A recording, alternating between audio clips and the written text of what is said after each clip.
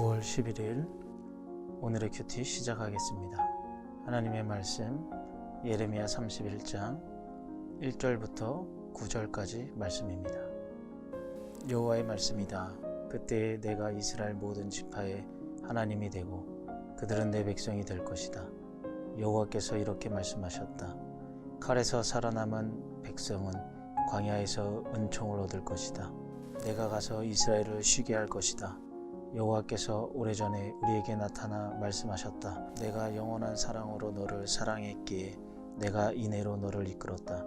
전혀 이스라엘아, 내가 다시 너를 세울 것이니 내가 세워질 것이다.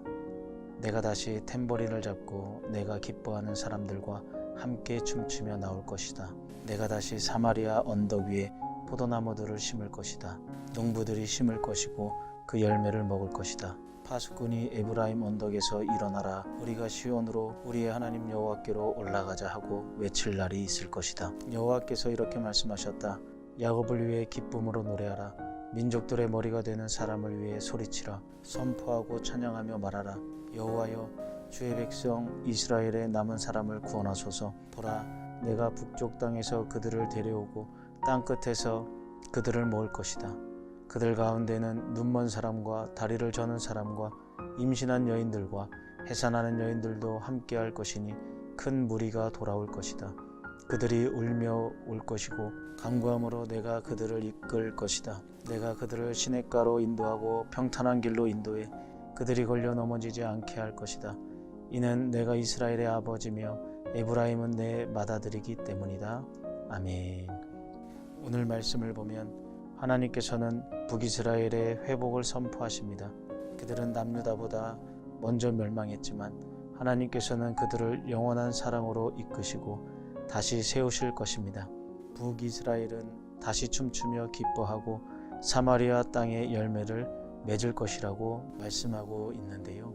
본문은 북이스라엘을 향한 회복의 메시지입니다.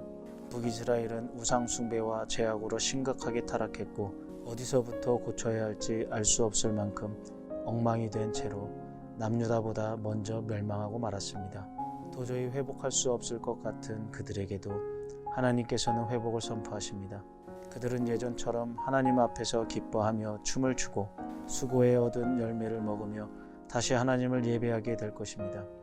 어떻게 이런 일이 가능할까요? 오늘 본문은 그분의 영원한 사랑이 이 모든 것을 이끌었다고 말씀합니다. 내가 죄로 인해 망가지고 무너져도 하나님은 여전히 나를 사랑하시고 내가 다시 돌이켜 그분을 바라보도록 계속 이끄십니다. 그 변하지 않는 사랑 때문에 나는 죄악의 자리를 박차고 일어나 주님을 붙들고 회복될 수 있습니다. 우리는 생각해야 합니다.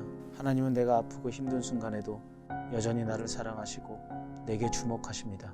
그 사랑을 믿고 지금 시작해야 할 일은 무엇인가요?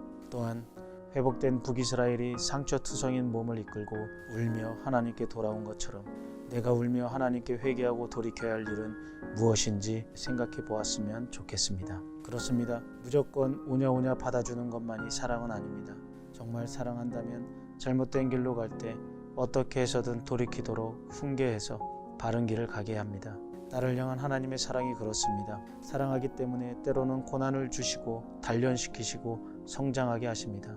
그래서 나는 넘어져도 일어서고 오직 하나님을 기쁘게 찬양하고 감사히 예배할 수밖에 없습니다. 여러분들의 상황 가운데서도 하나님의 사랑을 의심하지 말고 하나님의 사랑을 끝까지 믿고 나아가는 우리 모두가 되기를 주님의 이름으로 축복합니다.